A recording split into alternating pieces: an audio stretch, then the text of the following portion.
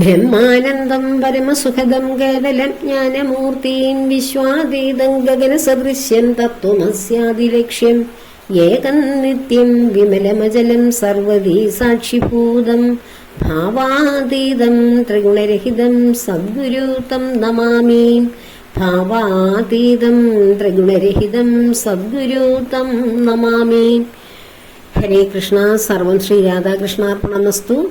ഇന്ന് നമുക്ക് ശ്രീ വിഷ്ണു സഹസ്രനാമ സ്തോത്രത്തിന്റെ 17ാമത്തെ ഭാഗം, അതായത് ശ്ലോകം 17, 18 നമുക്കിന്ന് വിശകലനം ചെയ്യാം. നമ്മൾ 16ാമത്തെ ഭാഗം വരെയായിരുന്നു സഹസ്രനാമം അർത്ഥസഹിതം വിവരിച്ചിരുന്നത്. വളരെ വലിയ മഴയാണ് പുറത്ത് നടക്കുന്നത്. മഴയുടെ ശബ്ദം എൻ്റെ ശബ്ദത്തിന് ശല്യമായിട്ട് വരുന്നുണ്ടാകാം. എങ്കിലും മഴയുടെ താളവും പ്രകൃതിയുടെ ആ ഒരു ഭംഗിയും ഒക്കെ കണ്ട് ആസ്വദിക്കാതെ മുറിക്കുള്ളിൽ അടച്ചിരിക്കുന്ന ഒരു പ്രകൃതമല്ല എൻ്റേത്. ഞാനിങ്ങനെ എപ്പോഴും ജനാലകളും മുറി പരമാവധി സമയം മുറികളൊക്കെ തുറന്നിട്ട് പ്രകൃതിയിലേക്ക് തന്നെ ഒരു നോട്ടം, എപ്പോഴും പ്രകൃതിയെ സ്നേഹിക്കുന്ന, ഇഷ്ടപ്പെടുന്ന, പ്രകൃതിയിൽ ജീവിക്കാൻ ആഗ്രഹിക്കുന്ന വ്യക്തിയാണ്. പക്ഷെ നമ്മൾ കുടുംബത്തിനുള്ളിൽ വന്ന് പെട്ടുപോകുമ്പോൾ പിന്നെ കുടുംബത്തിൽ തന്നെ ജീവിക്കാതെ തരമില്ലല്ലോ. അല്ലെങ്കിൽ ഞാൻ പ്രകൃതിയിലേക്ക് തന്നെ ജീവിക്കാൻ ഇറങ്ങാൻ ആഗ്രഹിക്കുന്ന ഒരാളാണ്. അപ്പോൾ ഈ മഴയുടെ ശബ്ദം ഒരു ശല്യം എന്നൊന്നും പറഞ്ഞത് എൻ്റെ നാവിൽ നിന്ന് വീണുപോയതാണ്. ഒരു ശല്യമായിട്ട് എനിക്ക് തോന്നുന്നില്ല. പക്ഷെ എന്നെ കേൾക്കുന്നവർക്ക് ആ ഒരു ശബ്ദം ഡിസ്റ്റർബൻസ് ആയിട്ട് തോന്നും. അപ്പോൾ ഈ മഴയൊന്ന് ഒതുങ്ങിയിട്ടൊരു വീഡിയോ ചെയ്യാൻ നോക്കിയിട്ട് ഒരു ദിവസവും പറ്റുന്നില്ല. എല്ലാം ഇപ്പോഴും മഴയാണ്. അപ്പോൾ ഈ മഴയുടെ കെടുതിയിൽ എല്ലാവരും രക്ഷപ്പെടട്ടെ. അത് ആരെയും ദ്രോഹിക്കുവാൻ, പ്രകൃതി ആർക്കും ഒരു ദ്രോഹം ഉണ്ടാക്കാൻ ഇടയാകരുതേ എന്ന പ്രാർത്ഥനയോടെ നമുക്ക് 17ാമത്തെ ശ്ലോകത്തിലേക്ക് കടക്കാം. 16 വരെയുള്ള ശ്ലോകങ്ങളായിരുന്നു നാം കഴിഞ്ഞ ദിവസം വിശദീകരിച്ചിരുന്നത്. കഴിഞ്ഞ ഭാഗങ്ങളിൽ ഉപേന്ദ്രോ വാമന പ്രാംശു അമോഘശുചിരൂർജിത അതീന്ദ്ര സംഗ്രഹ സർഗോ ധൃതാത്മാ നിയമോ യമ. ഇതാണ് 17ാമത്തെ ശ്ലോകം. ഉപേന്ദ്രോ വാമന പ്രാംശു അമോഘശുചിരൂർജിത അതീന്ദ്ര സംഗ്രഹ സർഗോ ധൃതാത്മാ നിയമോ യമ. ഈ ശ്ലോകത്തിലെ ഓരോ നാമങ്ങൾ, ഭഗവാന്റെ 1008 നാമങ്ങൾ, അതായത് 1008 ഗുണങ്ങളെ കുറിച്ച് വിവരിക്കുന്ന ശ്രീ വിഷ്ണു സഹസ്രനാമ സ്തോത്രം ശ്രീ വേദവ്യാസ ഭഗവാനാൽ വിരചിതമാണ്. ശ്രീ യുധിഷ്ഠിര മഹാരാജാവിന് ധർമ്മ ഉപദേശം ചെയ്തു കൊടുക്കുകയാണ്. ശരശയ്യയിൽ തന്റെ അവസാന നിമിഷം കാത്തുകിടക്കുന്ന ഭീഷ്മ പിതാമഹൻ. ധർമ്മത്തെക്കുറിച്ചുള്ള അവസാനത്തെ സംശയത്തിനും മറുപടി കൊടുക്കുകയാണ് ഇവിടെ ഭീഷ്മർ ചെയ്യുന്നത്.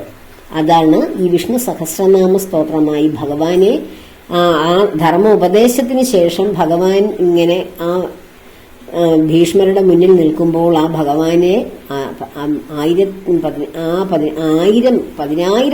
ഗുണങ്ങൾ, എണ്ണാൻ കണക്കില്ലാത്ത അനവധി ഗുണങ്ങളുടെ ആ ഉടമയായ ഭഗവാന്റെ ഗുണങ്ങളെ വർണ്ണിക്കുന്നതാണ് ഈ സഹസ്രനാമ സ്തോത്രം.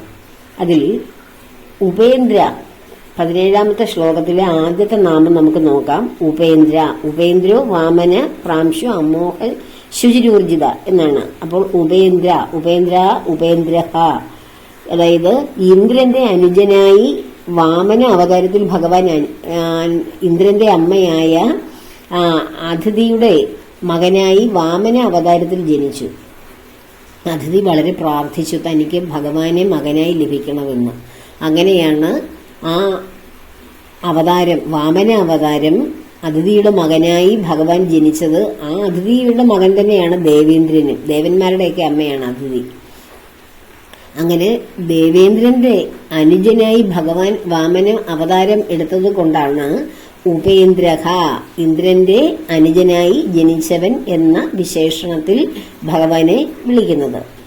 അടുത്തത് വാമനഹ.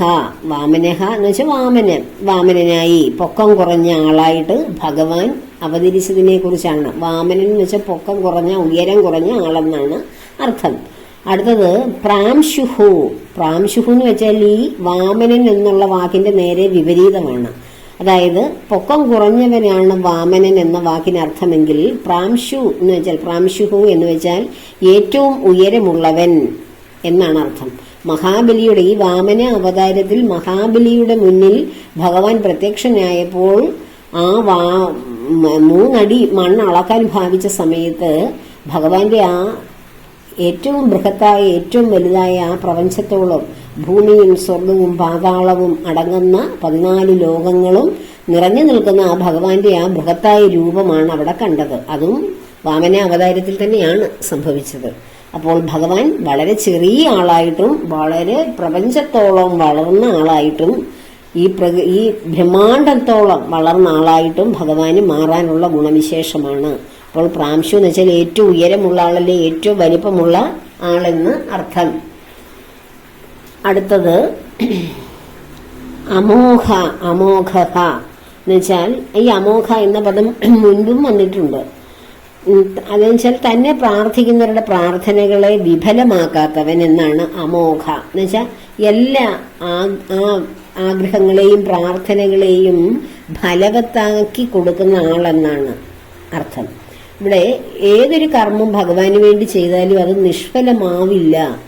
ഫലവത്തായ കർമ്മങ്ങൾക്ക് വിളനിലമായവൻ എന്നാണ് അമോഘ എന്ന വാക്കുകൊണ്ട് ഭഗവാന്റെ ആ ഗുണത്തെ വിശേഷിപ്പിക്കുന്നത്.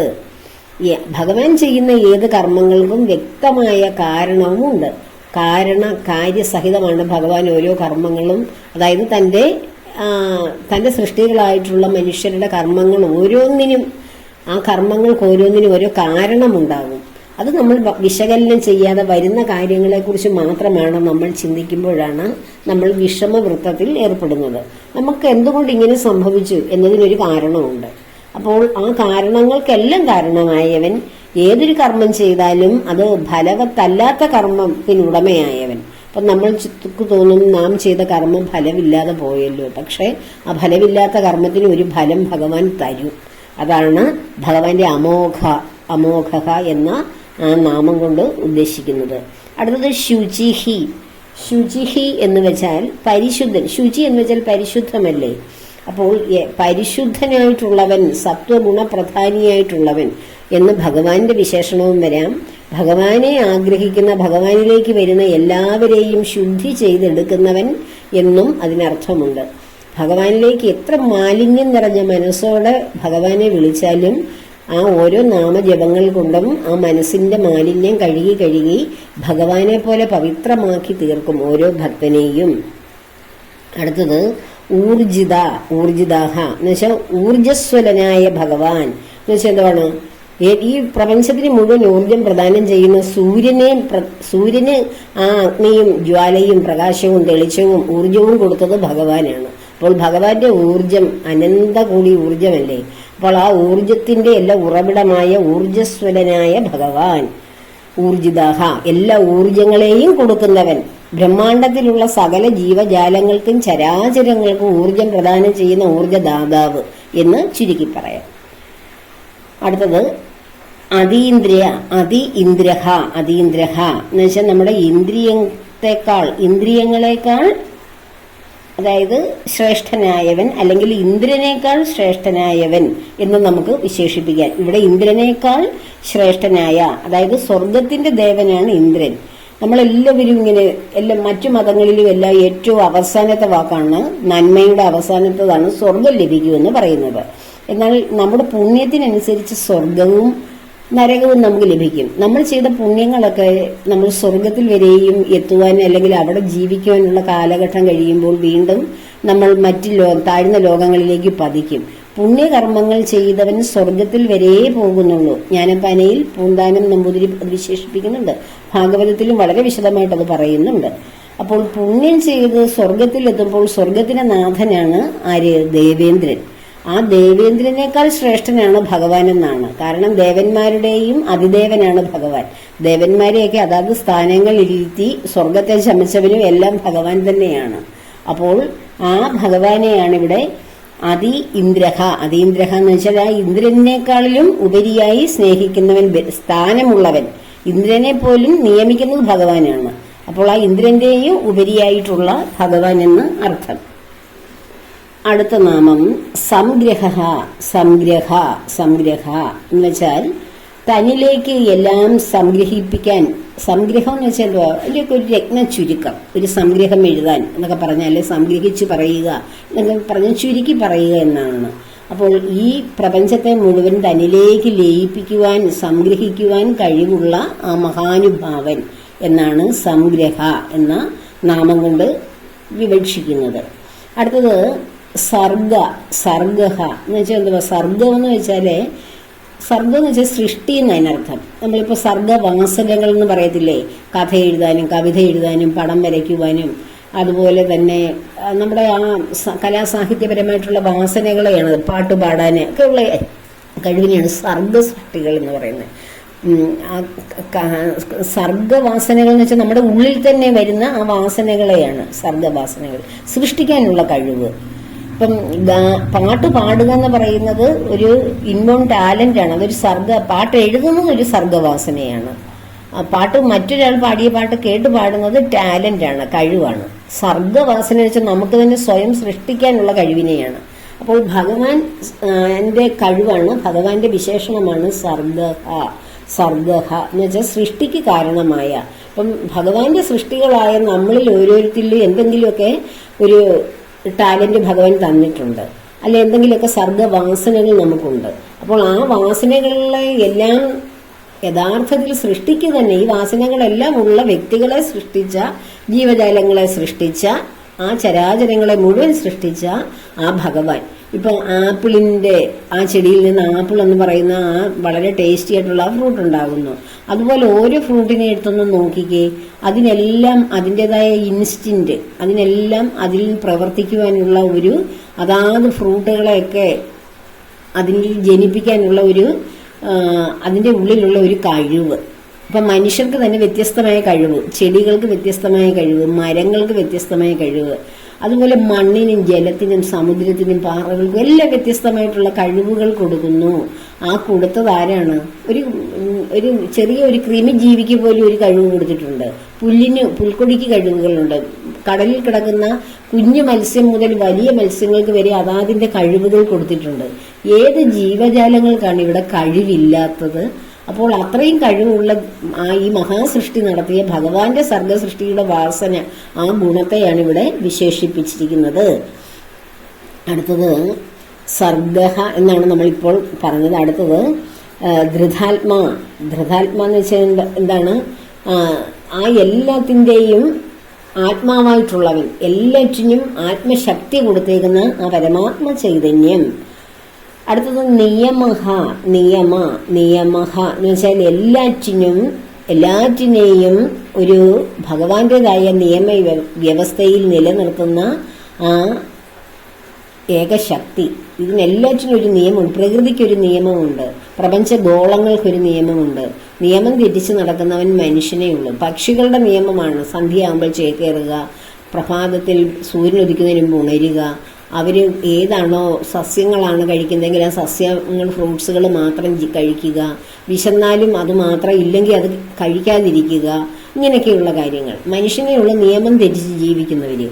അപ്പോൾ ഈ പ്രപഞ്ചത്തിനും പ്രകൃതിക്കും ഒക്കെ ഒരു നിയമവും താളവും ഉണ്ട്. ആ നിയമങ്ങളെ എല്ലാം നിലനിർത്തി, അതിനെല്ലാം നിയമം പറഞ്ഞു കൊടുത്ത് ആ നിയമവ്യവസ്ഥയിൽ നിലനിർത്തുന്ന ആള് എന്ന്. അതായത് ആ നിയമത്തിന്റെ പേരിലാണ് ഓരോരുത്തർക്കും അർഹതപ്പെട്ട സ്ഥാനത്തിന്റെ ഉടമയാക്കി മനുഷ്യൻ മാറ്റുന്നതും.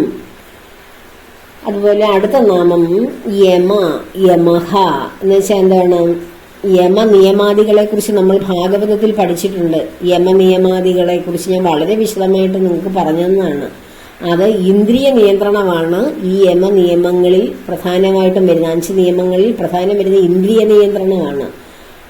അങ്ങനെയും ഭഗവാനെ ഇന്ദ്രിയങ്ങളെ എല്ലാം നിയന്ത്രിച്ചു നിർത്തുന്നവൻ എന്ന അർത്ഥത്തിലും യമഹ എന്ന് പറയാം. യമനായി, സംഹാരരുദ്രനായി, കാലഭൈരവനായി ഭഗവാൻ പ്രപഞ്ചത്തിന്റെ അന്ത്യത്തിൽ, അതായത് കൽപ്പാന്തത്തിൽ ഭഗവാൻ എല്ലാം സംഗ്രഹിക്കുവാൻ സംഹാരരുദ്രനായി, യമനായി ഭഗവാൻ അവതരിക്കുന്നു.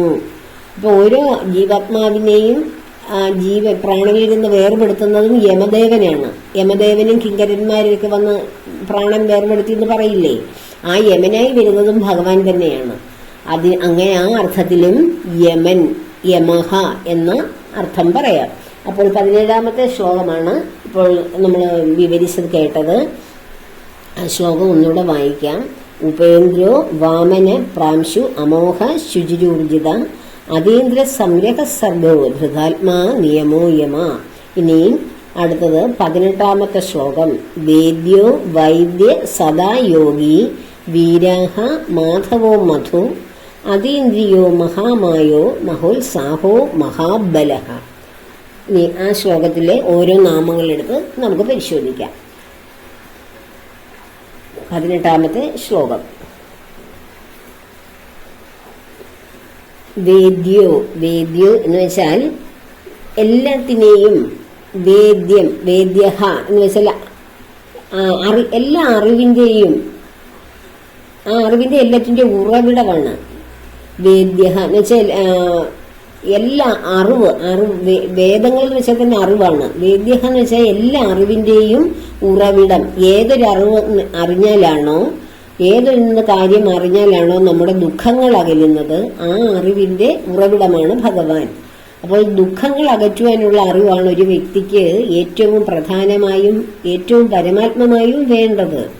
അല്ലാതെ എന്തെല്ലാം അറിവ് നേടി വലിയ വലിയ ജ്ഞാനികളായി ഡോക്ടറേറ്റ് നേടി വലിയ ഉദ്യോഗങ്ങളൊക്കെ നമ്മൾ കൈകാര്യം ചെയ്യുന്നു എങ്കിലും അവർക്കും ജീവിതത്തിൽ വലിയ വലിയ വൈതരണികളൊക്കെ വരുമ്പോൾ അവരും ആശ്രയിക്കുന്നത് ആരെയാണ്? ഭഗവാനെയാണ്. ആ ഭഗവത് ജ്ഞാനത്തെയാണ് ആശ്രയമായി അവർ കരുതുന്നത്. അപ്പോൾ എല്ലാ ദുഃഖങ്ങൾക്കും പരമമായ സമാധാനം തരുന്ന ആ വലിയ അറിവിന്റെ ഉടമയാണ് വേദ്യഹ എന്ന് ഭഗവാന്റെ നാമം കൊണ്ട് സൂചിപ്പിക്കുന്നത്. അടുത്തത് വൈദ്യഹ. എല്ലാ വിദ്യകളെയും അറിയുന്നവനാണ് വൈദ്യഹ. വൈദ്യഹ, വൈദ്യ എന്ന് വെച്ചാൽ എല്ലാ വിദ്യകളും, ഈ പ്രപഞ്ചത്തിലുള്ള എല്ലാറ്റിൻ്റെയും നമ്മൾ ഓരോരുത്തർക്കും അയ്യോ അവർക്ക് എന്തൊരു അറിവ്, അല്ലെങ്കിൽ ഇവർക്ക് എന്തൊരു കഴിവ്, അല്ലെങ്കിൽ ആ മരത്തിന് എന്തൊരു ഗുണം, ഈ പക്ഷിക്ക് എന്തൊരു മനോഹാരിത എന്നൊക്കെ നമ്മളിങ്ങനെ പറയും. അയ്യോ ആ പർവ്വതത്തിന്റെ വലിപ്പം കണ്ടോ, ഈ സമുദ്രത്തിന്റെ ആഴം കണ്ടോ, ആ തടാകത്തിന്റെ നിറം കണ്ടോ, ഈ മരുഭൂമിയുടെ ആ ഊഷരത കണ്ടോ എന്നൊക്കെ നമ്മളിങ്ങനെ പറയും.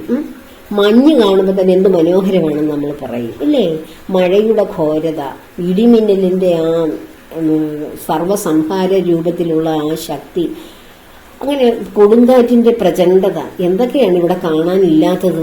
എല്ലാം കാണാനും അൻപരപ്പെടാനും ആസ്വദിക്കുവാനും ലയിച്ചു ചേരുവാനും പറ്റുന്ന കാര്യങ്ങളല്ലേ ഇവിടെ ഭഗവാൻ സൃഷ്ടിച്ചു വെച്ചിരിക്കുന്നത്. ആ സർവവിദ്യകളുടെയും ഉറവിടമായ ഭഗവാനാണ് വൈദ്യഹ എന്ന് പറഞ്ഞാൽ എല്ലാ വിദ്യകളും അറിയാവുന്നവൻ. ഭഗവാൻ തന്നെയാണ് ഈ പല രൂപത്തിൽ പല വേലകളെല്ലാം ചെയ്ത് ഇവിടൊക്കെ പല ലീലാവിലാസങ്ങളും നടത്തുന്നത്. അടുത്തത് സദായോഗി. സദായോഗി എന്ന് വെച്ചാൽ എന്താണ്? ആഗ്രഹിക്കുന്നവർക്ക് എല്ലാം അനുഭവിക്കാൻ കഴിയുന്നവൻ, ആഗ്രഹിക്കുന്നവർക്ക് പ്രത്യക്ഷനാകുന്നവൻ എന്ന അർത്ഥമാണ്. നമ്മൾ ഭഗവാനെ വെറുതെ ആഗ്രഹിച്ചപ്പോൾ എനിക്ക് കുറച്ച് കാര്യം സാധിക്കാനുണ്ട്, അതുകൊണ്ട് ഞാൻ 2 നേരം നാമം ജപിക്കുകയും ക്ഷേത്രങ്ങളിലൊക്കെ പോവുകയും വ്രതമെടുക്കുകയും ഒക്കെ ചെയ്യുന്നു. ഒരേ കണ്ടീഷൻ വെച്ചിട്ടാണത്. ഇന്നത് സാധിച്ചു തരണേ ഭഗവാനെ എന്ന് പറഞ്ഞ് വരുന്നവരുടെ മുന്നിലല്ല ഭഗവാൻ പ്രത്യക്ഷനാകുന്നത്. എനിക്ക് ഭഗവാനെ മാത്രം മതി എന്ന് ആഗ്രഹിച്ച് അതൊരു അത്യാഗ്രഹമായി അത്യാവേശമായി അത് ഒരു കടലിൽ നിന്ന് കരയിൽ പിടിച്ചിട്ട ഒരു മത്സ്യത്തിന്റെ മാതിരി ആ ആഗ്രഹം അതുപോലെ കിടന്ന് മനസ്സിൽ കിടക്കുകയാണെങ്കിൽ ഭഗവാൻ പൂർണ്ണമായും അവരുടെ മുന്നിൽ പ്രത്യക്ഷപ്പെടും. ഭഗവാൻ അവർക്ക് ദർശനം വരണം. അപ്പോൾ സദാ അങ്ങനെയുള്ളവർക്ക് അങ്ങനെ, അതല്ല സംസാര ദുഃഖത്തിൽ നിന്ന് എന്നെ ഒന്ന് കരകയറ്റണേ ഭഗവാനെ, എനിക്കിതൊക്കെ താങ്ങാൻ വയ്യ എന്നൊക്കെ പറഞ്ഞ് വിഷമിക്കുകയും ഭഗവാനിൽ ആശ്രയം കാണുകയും ചെയ്യുന്നവരെ സദാ അനുഗ്രഹിക്കുന്നവനാണ് ഭഗവാൻ.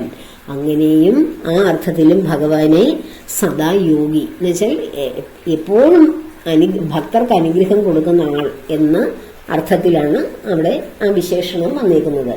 അടുത്തത് സദായോഗി കഴിഞ്ഞ് വീരഹ. വീരഹ എന്ന് വെച്ചാൽ തന്നെ കേൾക്കുമ്പോൾ നമുക്കറിയാം എല്ലാ വീരന്മാരെയും ഹനിക്കുന്നവനാണ്. വീരന്മാരെ എല്ലാം ഹനിച്ചിട്ട് ഭഗവാൻ എന്ത് ചെയ്യും? ആ അധർമ്മികളായ വീരന്മാരെ എല്ലാം ഹനിക്കുന്ന ആള്. അധർമ്മികളായ വീരന്മാരല്ലേ നമ്മൾ കണ്ടിട്ടുള്ള രാക്ഷസന്മാരെ. രാവണൻ തന്നെ ഒരു എക്സാമ്പിളാണ്. അതുപോലെ ആരൊക്കെ ഉണ്ടായിരുന്നു ദൈവമേ. നമ്മളൊന്ന് ചിന്തിച്ചു നോക്കിയ ഭാഗവതത്തിൽ എത്രയോ വീരന്മാരെയാണ്. കംസൻ തന്നെ നല്ല ഒന്നാന്തരം വീരനല്ലേ. അതുപോലെ തന്നെ ഭഗവാൻ ഓരോ വാമനാവതാരം ഒക്കെ എടുത്തിരിക്കുന്നത് എന്തിനാണ്? നരസിംഹാവതാരം എടുത്ത ആരെ കൊല്ലാനാണ്? മഹാവീരന്മാരെ കൊല്ലാൻ വേണ്ടിയല്ലേ എടുത്തിരിക്കുന്നത്. അപ്പോൾ ഹിരണ്യകശിപു എത്ര വീരന്മാരെയാണ്. ഇങ്ങോട്ട് പിന്നെ ഭഗവാൻ ഇങ്ങനെ ശ്രീകൃഷ്ണ അവതാരം ഇങ്ങനെ എടുത്തു നോക്കുമ്പോൾ എന്തോരം വീരന്മാരെയാണ് ഭഗവാൻ കൊന്നത്. അവരുടെയൊക്കെ കാഴ്ചപ്പാടി ഭയങ്കര വീരന്മാരാണ്, ഈശ്വരനേക്കാൾ വലിയവരാണ്, അത്രയ്ക്ക് ശക്തി ഉള്ളവരാണ്. കാരണം അവർ ദേവന്മാരെയൊക്കെ പ്രസാദിപ്പിച്ചിട്ട് ഒരിക്കലും മരിക്കില്ല എന്നുള്ളതൊക്കെ ഭയങ്കരമായ വരങ്ങളൊക്കെ സാധിച്ചതാണ്. കഠിനമായ വ്രതത്തിലൂടെ നേടിയെടുത്തവരാണ്. അവരൊക്കെ മഹാവീരന്മാരാണ്. പക്ഷെ ഭഗവാന്റെ മുമ്പിൽ അവരെല്ലാം നിഷ്പ്രഭം. അവരെയൊക്കെ ഹനിച്ച ആളാണ് ഭഗവാൻ. അതാണ് വീരാഹ. അടുത്തത് മാധവഹ എന്ന് വെച്ചാൽ എന്താ? മാധവന് മുമ്പൊരു പദം വന്നതായിരുന്നു. മായുടെ ധവൻ. ഭഗവാൻ ലക്ഷ്മിയെ മാരണത്തിൽ ഇങ്ങനെ സ്ഥിരമായി വസിപ്പിക്കുന്നവൻ, അല്ലെങ്കിൽ ലക്ഷ്മി ദേവിയുടെ ഭർത്താവായിരിക്കുന്നവനാണ് മാധവൻ. ഇവിടെ മാ എന്നാൽ വിദ്യ എന്ന അർത്ഥവുമുണ്ട്. ആ വിദ്യ ദേവതയെ എപ്പോഴും ആ വിദ്യാദേവത വസിക്കുന്ന ആൾ എന്നും അർത്ഥമുണ്ട് ഇവിടെ. അങ്ങനെയും ഇവിടെ അർത്ഥമെടുക്കാം. അടുത്തത് മധുഹു എന്ന് വെച്ചാൽ മധു എന്നതാണ് അമൃതാണ്. അപ്പോൾ അമൃതിനെ പോലെ എപ്പോഴും സന്തോഷവും ഐശ്വര്യവും, അതുപോലെ ഒരിക്കലും എന്തുവേണം, അമൃതം കഴിച്ചു കഴിഞ്ഞാൽ എന്താണ് നമുക്ക് സംഭവിക്കുന്നത്? മധു കഴിച്ചു കഴിഞ്ഞാൽ ജരാനരകളിൽ നിന്നൊക്കെ നമ്മൾ രക്ഷപ്പെടുകയാണ് ചെയ്യുന്നത്. അതായത് ഒരിക്കലും ദുഃഖമുണ്ടാകാത്ത അവസ്ഥയാണ് ഈ അമൃതത്തിൻ്റെ അവസ്ഥയ്ക്ക് തുല്യമാകുന്നത്. അപ്പോൾ ഒരിക്കലും ദുഃഖമില്ലാത്ത അവസ്ഥയിലേക്ക് മനുഷ്യരെ എത്തിക്കുന്ന ആളാണ് ഭഗവാൻ. അടുത്തതോ അതീന്ദ്രിയഹ എന്ന് വെച്ചാൽ എന്താണ്? നമ്മുടെ ഇന്ദ്രിയങ്ങളെ കൊണ്ടൊന്നും അറിയാനും അനുഭവിക്കാനും കഴിയാത്ത ആളാണ് ഭഗവാൻ. അതീന്ദ്രിയൻ എന്ന് വെച്ചാൽ ഇന്ദ്രിയങ്ങളെയൊക്കെ നിഗ്രഹിക്കുന്നവനെന്ന് പറഞ്ഞ അർത്ഥം മുമ്പ് ഞാൻ പറഞ്ഞിരുന്നു ഈ പദം തന്നെ വന്നപ്പോൾ. അതീന്ദ്രിയൻ എന്ന വാക്കുകൊണ്ട് ഇന്ദ്രിയങ്ങളെ കൊണ്ട് ഒരു നാളും അറിയാത്തവനാണ് ഭഗവാൻ. നമ്മുടെ പഞ്ച ഇന്ദ്രിയങ്ങളെ കൊണ്ട് ഭഗവാനെ അറിയാൻ കഴിയുമോ? ഭഗവാനെ കേൾക്കാൻ കഴിയുമോ? ഭഗവാനെ രുചിക്കാൻ കഴിയുമോ? ഭഗവാനെ മണക്കാൻ കഴിയുമോ? ഭഗവാനെ സ്പർശിക്കാൻ കഴിയുമോ? പിന്നെ എങ്ങനെയാണ് നമ്മൾ ഭഗവാനെ കാണാൻ കഴിയുമോ? കാണാം. ഭഗവാനെ വിഗ്രഹങ്ങളെയും ഒക്കെ കാണാൻ കഴിയും. പിന്നെയോ ഒരുപാട് ആഗ്രഹിക്കുന്നത് മയക്കത്തിൽ സ്വപ്നത്തിലൊക്കെ ഭഗവാൻ വന്ന് ദർശനം തരും. അത് നമ്മുടെ ഈ കണ്ണുകൊണ്ടല്ലല്ലോ, മനസ്സുകൊണ്ടല്ലേ നമ്മളത് അറിയുന്നത്. അപ്പോൾ യഥാർത്ഥത്തിൽ ഭഗവാനെ അനുഭവിക്കുവാൻ ഈ ഇന്ദ്രിയങ്ങളെ പോരാ. ഇന്ദ്രിയങ്ങൾ ഇവിടെയുള്ള ഭൗതിക ജീവ സാഹചര്യത്തിന് അനുയോജ്യമാണ്. ഇപ്പോൾ ഒരു കൃഷിക്കാരന് ജോലി ചെയ്യണമെങ്കിൽ അയാളുടെ കയ്യിൽ പേനയും പെൻസിലും നോട്ട്ബുക്കും കൊടുത്താൽ മതിയോ? അല്ല. അയാൾക്ക് കൃഷി ചെയ്യാൻ ആ കൃഷിപ്പാടത്തിലേക്ക് ആവശ്യമുള്ള ഉപകരണം കൊടുക്കും. അതുപോലെ തന്നെ പാറയിൽ ജോലി എടുക്കുന്ന ആളിന്റെ കയ്യിൽ, കൃഷി ചെയ്യുന്ന ആളിന്റെ കയ്യിൽ കൊടുക്കുന്ന സാധനം കൊടുത്താൽ മതിയോ? പാടില്ല. അതിൽ വേറെ ഉപകരണങ്ങളാണ് അവിടെ ആവശ്യമായി വരുന്നത്. എന്ന് പറഞ്ഞതുപോലെ ഭൂലോകത്ത് ജീവിക്കുന്ന മനുഷ്യർക്ക് ഈ ഭൂമിയിൽ ജീവിക്കുന്നു എന്ന് അനുഭവപ്പെടുവാൻ വേണ്ടിയുള്ള 5 സെൻസ് ഓർഗാൻസ് ആണ് ഇന്ദ്രിയങ്ങൾ. 5 ഇന്ദ്രിയങ്ങൾ. ആ ഇന്ദ്രിയങ്ങളാണ് നമുക്ക് തന്നിരിക്കുന്നത്. ഇതിനപ്പുറത്തുള്ള ലോകങ്ങളിലേക്ക് പോകുമ്പോൾ, അതായത് ശരീരം വിട്ടിട്ട് മറ്റ് ലോകങ്ങളിലേക്ക് നാം സഞ്ചരിക്കുമ്പോൾ അവിടുത്തെ ഉപയോഗം അനുസരിച്ചുള്ള ഇന്ദ്രിയങ്ങളാണ് നമുക്ക് തരുന്നത്. അപ്പോൾ നമുക്ക് ഈ ലോകത്തെക്കുറിച്ച് മാത്രമേ അറിയത്തുള്ളൂ. ഇതിനെക്കുറിച്ച് അപ്പുറം ഉണ്ടെന്നൊക്കെ പറയുമ്പോൾ അതറിയാത്തവർ, അതറിയാൻ ആഗ്രഹിക്കാത്തവർ, അതിനെപ്പറ്റി ചിന്തിക്കാത്തവർ, അതൊന്നും ഞങ്ങൾക്ക് വിഷയമല്ല, ഇവിടെ ജീവിക്കുന്നു, അടിച്ചുപൊളിച്ച് ജീവിക്കുക എന്ന് മാത്രം ചിന്തിക്കുന്നവർ അവരെന്ത് പറയും? അതോ അപ്പുറത്തെ ലോകമൊക്കെ ഉണ്ടെന്ന് പറഞ്ഞ് നമ്മൾ ചുമ്മാതാണ്. ഇതാണ് ഏറ്റവും വലിയ ലോകം. ഇന്ദ്രിയങ്ങൾ. ശരീരത്തിൽ 5 ഇന്ദ്രിയങ്ങളുണ്ട്. ആ ഇന്ദ്രിയങ്ങൾ എന്തിനാണ്? കാണാനും കേൾക്കാനും അനുഭവിക്കാനും ഒക്കെയാണ്. പക്ഷെ അത് എവിടെ ഉപയോഗിക്കുന്നു, എവിടെ മാത്രം ഉപയോഗിക്കാനുള്ളതാണ്, എന്തിനു വേണ്ടി മാത്രം ഉള്ളതാണ് എന്നൊക്കെ ചിന്തിച്ച് അതിലേക്ക് വരുമ്പോഴാണ് നമ്മൾ അതിനെക്കുറിച്ചും അതിന്റെ പരിമിതികളെക്കുറിച്ചും അപരിമേയമായ അറിവിനെക്കുറിച്ചും ഒക്കെ നമ്മൾ ചിന്തിക്കുന്നത്. അങ്ങനെ ഒരു ചിന്തയില്ലെങ്കിൽ ഈ പറയുന്നതൊക്കെ ചുമ്മാ എന്ന് തോന്നും. അതുകൊണ്ടാണ് നമ്മൾ ഇങ്ങനെയുള്ള വാസനകൾ ഇല്ലാത്തവരോട് ഇതൊന്നും പറഞ്ഞ് ഫലിപ്പിക്കാൻ പോകരുത് എന്ന് പറയുന്നത്. അപ്പോൾ ഇവിടെ അതീന്ദ്രിയ എന്നുള്ള നാമമാണ് നമ്മൾ പറഞ്ഞത്. അടുത്ത മഹാമായ എന്ന് വെച്ചാൽ എന്താണ്? നമുക്കറിയാം.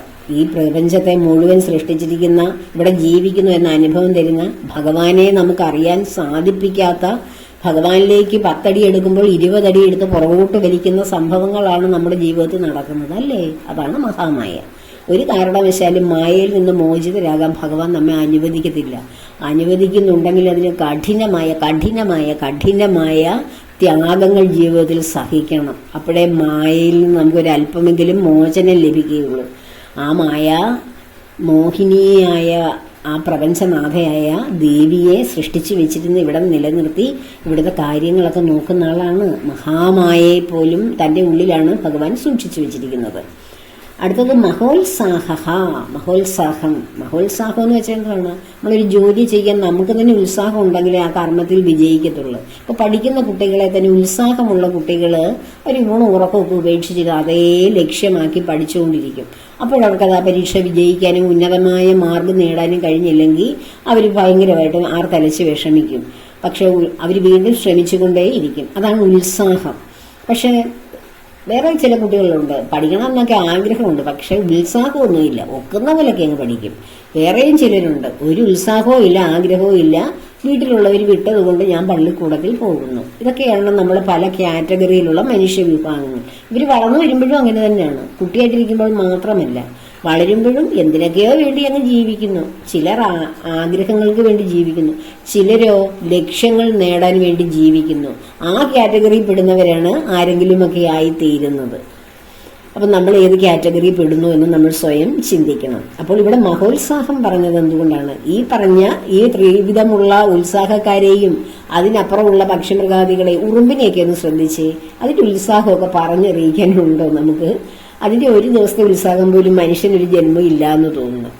അപ്പോൾ ഇങ്ങനെയുള്ള ആ ചെറിയ പ്രാണികൾക്ക് വരെ ഉത്സാഹം കൊടുത്തിരിക്കുന്ന ആ ഭഗവാന്റെ ഉത്സാഹം ഒന്ന് ആലോചിച്ച് നോക്കൂ. ഭഗവാൻ കൃത്യമായി ഇവിടെ പ്രപഞ്ച സൃഷ്ടി നടത്തുന്നു, ലയിപ്പിക്കുന്നു, നിലനിർത്തുന്നു, സംഹരിപ്പിക്കുന്നു, എല്ലാം ചെയ്യുന്നു. ഓരോ പ്രളയാന്ത്യത്തിലും ലയിപ്പിക്കുന്നു, ഓരോ കൽപ്പത്തിന്റെ ആരംഭത്തിലും വീണ്ടും സൃഷ്ടി നടത്തുന്നു. അതാണ് മഹോത്സാഹം കൊണ്ടാണ് അത് നടക്കുന്നത്, വേറൊരു ഉത്സാഹമൊന്നുമല്ല. അപ്പോൾ ഭഗവാന്റെ ആ സൃഷ്ടിവേലയുടെ കർമ്മ പദ്ധതിയുടെ ഉത്സാഹത്തെക്കുറിച്ചാണ് പറഞ്ഞത്. അടുത്തത് മഹാബലൻ എന്ന് വെച്ചാൽ എന്താണ്? എല്ലാത്തിനും ബലം കൊടുത്തു. ഞാൻ മുമ്പേ പറഞ്ഞു, ഒത്തിരി പ്രാവശ്യം പറഞ്ഞിട്ടുണ്ട് ഈ പ്രപഞ്ചത്തിലെ ഓരോന്നിൻ്റെയും ഗുണവിശേഷങ്ങളും ശക്തി വൈഭവങ്ങളെ കുറിച്ചൊക്കെ. ഇതെല്ലാം കൊടുത്ത ഏകശക്തനായ പ്രപഞ്ചനാഥനായ ആദിനാരായണനായ സനാതനമൂർത്തിയായ ആ ഭഗവാന്റെ ആ അമിതമായ ബലത്തെക്കുറിച്ച് നമുക്ക് ആർക്കെങ്കിലും ചിന്തിക്കാൻ കഴിയുമോ? നമ്മൾ എന്തുവാണ്, അതിൽ നിന്ന് തുള്ളിത്തെറിച്ച് വീണ ഒരു ചെറിയ ബുദ്ധി, ആ ബുദ്ധിയുടെ ഒരു അംശം പോലും ആരും ഉപയോഗിക്കുന്നു? അതിന്റെ വല്ല ആവശ്യമുണ്ടോ നമുക്ക്? നിത്യജീവിതത്തിൽ ജീവിച്ചു പോകാനുള്ള കർമ്മ പദ്ധതികൾക്ക് വേണ്ടി ഭഗവാൻ തന്ന ആ ബ്രെയിനിനകത്തിലെ അറിവിന്റെ ഓർമ്മയുടെ വല്ല ആവശ്യമുണ്ടോ? അതുപോലും നമ്മൾ പ്രയോജനപ്പെടുത്താത്ത നമ്മളാണ് ഭഗവാന്റെ വലിപ്പത്തെക്കുറിച്ചും ബലത്തെക്കുറിച്ചും മഹിമയെക്കുറിച്ചും ഒക്കെ നമ്മൾ വാഴ്ത്തി പാടുന്ന ഇത് വേറും ഒരു കീടങ്ങൾ. ഭഗവാൻ ഒന്ന് ആലോചിച്ച് നോക്കി, ഭഗവാൻ നമ്മളൊക്കെ ഈ പാടുന്നതും സഹസ്രനാമം ചൊല്ലുന്നതും ഒക്കെ കേട്ടോണ്ട് ഭഗവാൻ ദൂരെ ഇരുന്ന് ചിരിക്കും. ഇവരൊക്കെ ഇരുന്ന് എന്നെ ഇരുന്ന് വെറുതെ ഒക്കെ ഇരുന്ന് പറയും, ഇവർക്കൊക്കെ എന്നെക്കുറിച്ച് എന്തെങ്കിലും അറിയാമോ? അവർ കേട്ടതൊക്കെ ഇരുന്ന് ഇത്തിരി ഇരുന്ന് പറയുന്നു. പക്ഷെ ഞാൻ അതുവല്ലോ ആണോ? അവർക്കറിയാവുന്ന വിധത്തിൽ അവരെന്നെ സ്തുതിക്കുന്നു. ഞാൻ അതൊന്നും അല്ല, ഞാൻ അതിനൊക്കെ ഉപരിയാണ്. ഓക്കെ, നമുക്ക് ഒരുപാട് കഴിവുള്ള ഒരു അഹന്തയില്ലാത്തവർ, ഒരുപാട് കഴിവുള്ള അഹന്തയില്ലാത്തവരൊക്കെ ഉണ്ട്. അവരോട് നമ്മൾ അവരോട് പറഞ്ഞിട്ട് നിങ്ങളുടെ ഈ കഴിവ് വളരെ നന്നായിരിക്കുന്നു, എനിക്കത് വളരെ ഇഷ്ടമായി, ഈ പാട്ട് പാടിയത് നന്നായിട്ടുണ്ട് എന്നൊക്കെ ഇങ്ങനെ നമ്മൾ ഓരോ വലിയ ഗായകരെയൊക്കെ ഒന്ന് അഭിനന്ദിക്കുന്നു എന്ന് ഓർത്തേ നേരിട്ടിരുന്നു. അപ്പോൾ ആ ഗായകരൊക്കെ വിചാരിക്കും ആ ഒരു പാട്ട് നന്നായി, എത്രയോ നല്ല വേറെ ഞാൻ പാടിയിട്ടിരിക്കുന്നു, അല്ലെങ്കിൽ എനിക്ക് എന്തുമാത്രം കഴിവ് വേറെയുണ്ട്. അതൊന്നും ഇവർ കേൾക്കുന്നു അറിയുന്നുമില്ല. അവർ കേട്ടത് അവർ നന്നായിരിക്കുന്നു എന്ന് പറയുന്നു അല്ലേ? അത് പാടുന്നവരുടെ മാത്രമാണ്. സാഹിത്യ രംഗത്തും അതുപോലെ സാംസ്കാരിക രംഗങ്ങളിലും അതുപോലെ നമ്മുടെ ഈ ആത്മീയ രംഗങ്ങളിലും ഒക്കെ എന്തുമാത്രം അറിവുള്ളവർ. നമുക്ക് അറിവില്ലാത്തത് കൊണ്ട് അവർക്ക് അറിവുള്ളത് കാണുമ്പോൾ നമ്മൾ വിചാരിക്കും ഭയങ്കര ജ്ഞാനികളാണെന്ന്. പക്ഷെ അതിനേക്കാളും അറിവ് അവർ നമുക്ക് തരുന്നത് അന്നേരം തോന്നുന്ന കുറച്ച് അറിവുകളും അല്ലെങ്കിൽ നമ്മുടെ സാന്നിധ്യത്തിൽ അവർ കുറെ അറിവ് നമുക്ക് പ്രദാനം ചെയ്യുന്നത്. പക്ഷെ അതിനേക്കാളും കടല് പോലെയുള്ള അറിവ് അവർക്ക് ഉണ്ടാകും. അപ്പോഴാണ് നമ്മൾ ചെറിയൊരു അറിവിന് വേണ്ടി അവരെ അപ്രീഷിയേറ്റ് ചെയ്യുമ്പോൾ അവർ കരുതുന്നു ഇതിനേക്കാളും എന്തോ ഒരു അറിവ് എനിക്കുണ്ട്. പക്ഷേ ഈ തൽക്കാലം എനിക്ക് അവർ കേട്ട അറിവിനെ കുറിച്ചാണ് അവരാ പറയുന്നത്. അങ്ങനെയൊന്നും അഹന്ത ആരുടെ ഉള്ളിൽ ഈശ്വരജ്ഞാനം ലഭിച്ചവർക്ക് തോന്നില്ല എനിക്കിതിന് മാത്രം അറിവ് ഇനിയും ബാക്കിയുണ്ട്, ഇവരിതിനെ ഈ ചെറിയൊരു അറിവ് കണ്ടിട്ട് എന്നെ പ്രോത്സാഹിപ്പിച്ചു, എങ്ങനെയൊന്നും തോന്നില്ല. എല്ലാ അറിവ് കൂടുന്തോറും, ആത്മജ്ഞാനം കൂടുന്തോറും ശാന്തരായിരിക്കും എല്ലാ മനുഷ്യരും.